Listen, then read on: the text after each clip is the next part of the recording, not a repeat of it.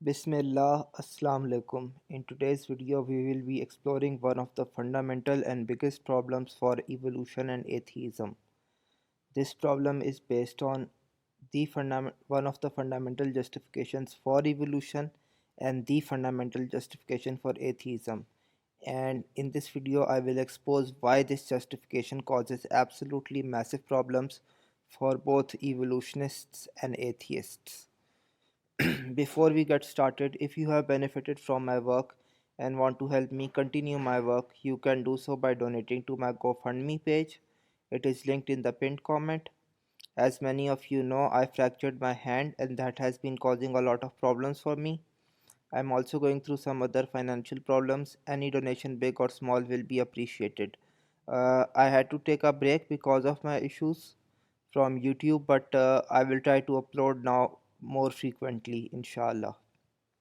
Now, let's get back to the topic at hand.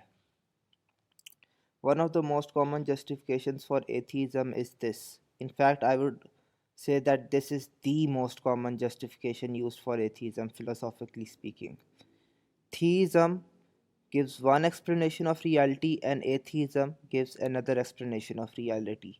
Atheism has one less entity since there is no God in it. Therefore, atheism is simpler, and using Occam's razor, the burden of proof is on the theist. This justification is actually also used by evolutionists, and since almost all atheists are evolutionists, it's used by them as well. Evolution is one explanation of life, and design gives another explanation of life. Evolution is simpler because there is no designer or God in it, and therefore the burden of proof is on the person arguing for design. This is not the only justification for evolution like it is for atheism, but it is a commonly used justification for evolution as well. There are many problems with this. So, according to these clowns, the reason the burden of proof is on the theist or the person arguing for life being designed is that there is one extra entity in that case, God or a designer. Here is the problem with this. If evolution is true, then there are an absolutely massive amount of transitional or intermediate species that have existed in the history of life for which we have absolutely no evidence in the fossil record. In many cases, it's even difficult to conceive of a transitional species or life form. Here are some references regarding this fact. These references are clear cut and explicit, and I could bring dozens of references like this. This is not something controversial, even according to mainstream paleontologists. These are the evolutionary biologists who study fossils.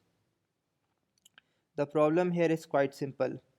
If one extra entity, God or a designer, shifts the burden of proof on the person arguing for design, then these numerous missing life forms, these numerous extra entities, shift the burden of proof on the evolutionists or atheists. There is simply no way around this fact. And if one extra entity was causing a massive amount of burden of proof on the theists, then these innumerable amount of entities cause an absolutely massive amount of burden of proof to be on the atheist. There is simply no way around this fact. At this point, many atheists and evolutionists will try to argue that since God is immaterial, positing God also violates Occam's razor. This is a weak argument that I've debunked elsewhere, mainly because we can prove immaterial things can exist or minds can exist without bodies, such as with things such as near-death experiences. So this argument is garbage. But even if we grant this response does not save the evolutionist or the atheist belief. Since using this criteria, design is a simpler explanation. Using the criteria they themselves are using, design is a simpler explanation. The burden of proof has to be on the person arguing against design, against life being designed. Whether the designer or intelligent creator is God or a material cause or aliens, even, that is a later question. We can give independent arguments for that creator being God, but the important thing to keep in mind is this. Using the very criteria atheists and evolutionists are themselves using, the burden of proof is on them. and an absolutely massive amount of burden of proof is on them. Never take your attention away from this fact. What these clowns want to do is come up with arbitrary and garbage criteria to justify their beliefs and then ignore those criteria when they refute their own beliefs. This is the number one lesson that I can give you based on my years of researching and debating these clowns.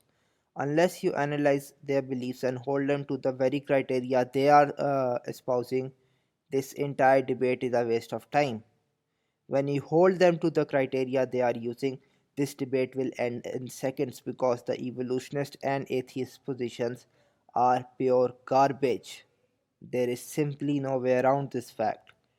This and numerous other problems for evolution and atheism are discussed in great detail in my books on the existence of God and my book on evolution. The sample chapters of my books are in the video description. The link to buy my books is in the pinned comment.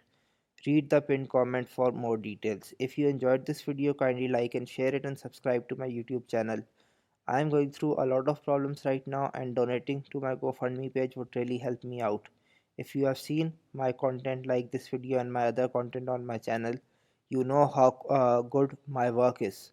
The books I have written are even better and are much more in depth. I have written those books as basically a sort of guide to Dawa.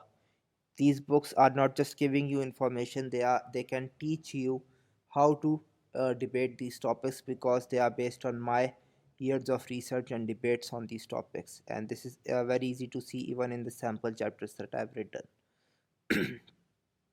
Also, do if you enjoyed this video, do like and share it. Also comment on the video if you liked it or not, and if you want to see more content like this or not.